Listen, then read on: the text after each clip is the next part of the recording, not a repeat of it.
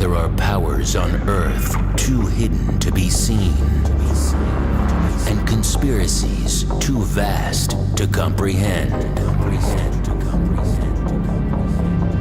For years, the world has seen fact distorted, reality manipulated, and the truth concealed. Join the Pierre Sebac podcast to uncover the real meanings behind ancient aliens and their symbolism.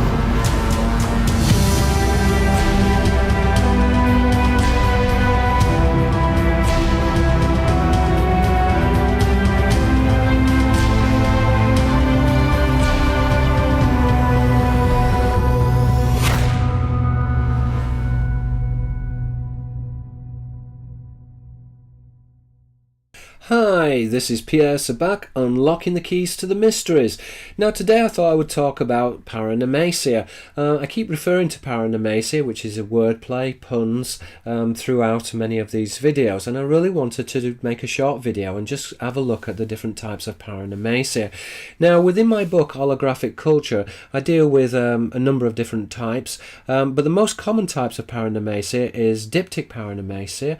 Now diptych-paronomasia is a wordplay which translates from one language into another. So for example, we would see that the Hebrew word sirah, which means boat, is a diptych-paronomasia on the Arabic word sirah, which means Sirius. So the Ben Sirah, the sons of a boat, if we were utilizing diptych-paronomasia, could also translate as the sons of Sirius, or the sons of a boat. In other words, the sons of Sirius denote the Ruach Elohim, the high ones. The Ruach Elohim, the high spirits. Now the high spirits are the jinn, and it's very interesting because the jinn, according to the Judaic texts, are referred to as the seraphim, and again Arabic commentators generally translate the word seraphim as a jinn, and this is because the Hebrew word serepha, fire, denotes a seraphim or a serpent. Now the jinn are said to be born of fire. Now fire is a reference to Sirius Aster, the shining or the blazing star. This is the star where the jinn or the seraphim originates from, and again it's the star which is identified with the Elohim, and within the Apocrypha traditions and the biblical and Quranic traditions with panspermia. Now another type of paronomasia is visio-paronomasia, and this is really a visual pun, and you get lots of visio-paronomasia within the hieroglyphs and within visual representation. So for example, we might have the priestess. Now the priestess is often shown adorned with the wings of the dragon, and so therefore a profile would make a profile of her arms like so. Would be the profile of a serpent's mouth. So in other words, the priestess, the language of the birds, which is referring to sign language of the priestess, as this double entendre, or as this connotation of the language of the serpent. And so visual puns are very common. Particularly you find visual puns within Egyptian hieroglyphics in particular. Now I just want to have a look at the basic word of paronomasia and how this fits into symbolism. Now we can say that paronomasia is really the favoured discourse of the Illuminati, and the term paronomasia is from the Greek word para, which means beside, and it expresses alteration, plus onomasia, which means naming. Now onomasia is from the root onomasian, which is to name, and is a derivative of onoma, which is a name. So this is a very big field within symbolism. In essence, we can say that paronomasia is a play on words. In other words, we can say it's a pun. It can be witty. It usually conceals a very profound religious or secret truth. So paronomasia is the tradition of codification. It's dependent upon a private discourse. It's dependent upon idiomatic speech. So idiomatic speech is this private discourse.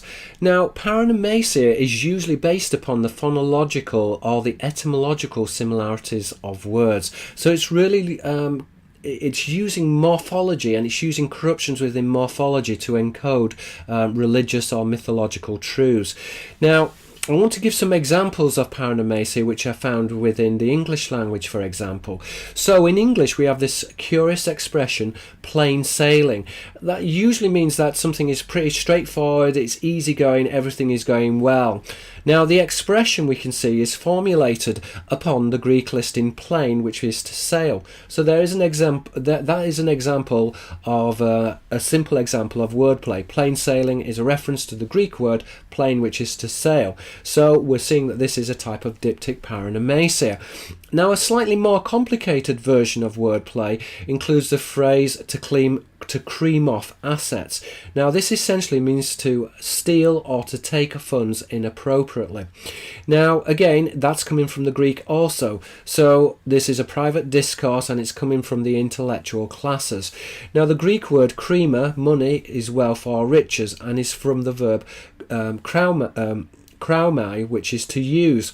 So it's very occult in its perspective, because the idiom connotes the financial exploitation of the Adamic lineage.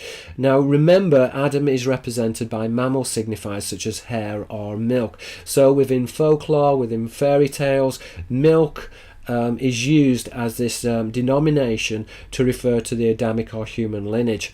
Now again, we see that to cream off assets is based upon the polymorphic noun cream, which we can say is a commodity which is sourced from the mammal and by proxy the human species. But to cream off something is to take the best off something in this respect, to cream off the top layer of the milk, to take the best.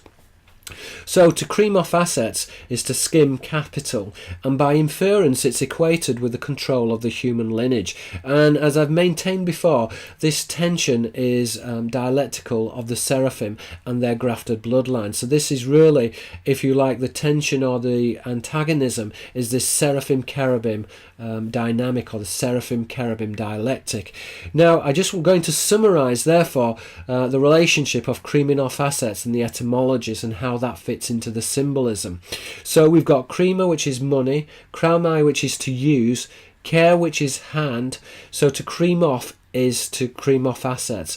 Now again, we could refer to this as the hidden hand, because etymologically the idea of creaming off assets is closely related etymologically to a hand. This is a hidden hand.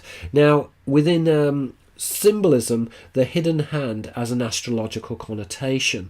So for example, Yad al-Jazza, which is the hand of the giant within the Arabic, is Betelgeuse. Now the hand of the giant is the source of the Nephilim.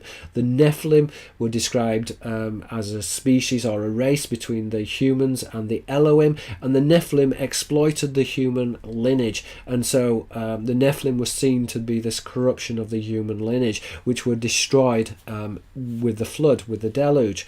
So essentially there are a few different examples of how paronomasia works. Right, thank you very, very much for listening. This is Pierre Sabak. Let's try and make this a better world. If you did enjoy this short video, then please subscribe and also give me a thumbs up as well. Thank you again. This is Pierre.